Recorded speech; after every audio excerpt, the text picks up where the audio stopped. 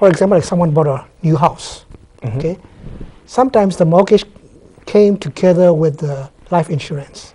Okay. And then what we see was when they paid for their monthly payments for the mortgage, after 10 or 15 years later, their death benefits will go down because the balance is become lesser and lesser. Right.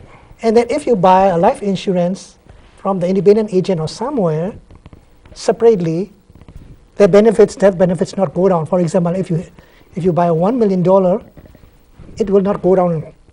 But if you buy a life insurance combination with the mortgage, it went down according to their remaining balance. Right.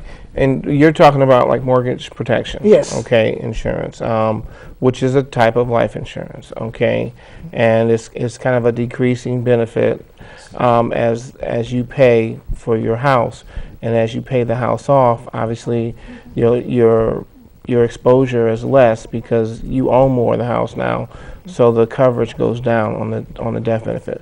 Where what we do, okay, we want to sell you a level benefit. Okay, we want that benefit to remain the same for the whole life of the policy.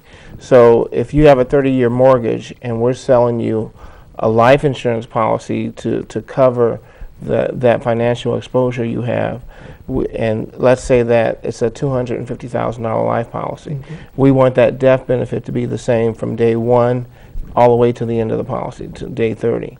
Okay. And there's a number of different types of policies you can buy that will do the same thing. But again, that's where the agent comes in to kind of teach you and show you the different policies and how each policy works differently than the other to help you make a more informed decision on what you want to buy. Okay, let's go to the rent. When we rent an apartment, can we buy a property damage insurance or the property inside, for example, like your TV or Visa or whatever valuable things? Yes, and what you're talking about is a renter's policy. And what's happening, what we're seeing as agents, that's happening a lot in all markets, including here in Fort Wayne and surrounding areas, are that landlords are now pretty much demanding that all their tenants buy renters policies. Okay. And that's happening for a couple of reasons. There's been a couple of high-profile fires here in Fort Wayne where if the tenants had renters policies, they would have some recourse. There would be some additional living expenses that would help them go find someplace else to stay while their apartment or home is being repaired. There's the contents coverage, because in a fire, as you well know, people kind of lose a lot of their personal items, okay? Where if you had that coverage, now you at least have a way to get your style of living back, and make sure that there's monies there to go out and get yourself that TV, get clothes and food and those kinds of things that you may need, okay?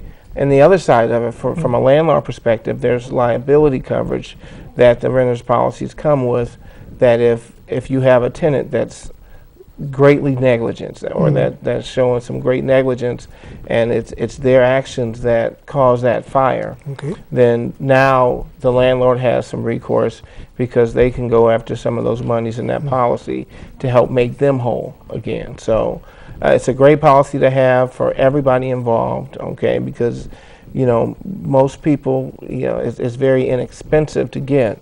Anywhere from $10 or $15 a month can get you a pretty substantial renter's policy. And now you're covered and your landlord's going to feel better about those things as well. Okay.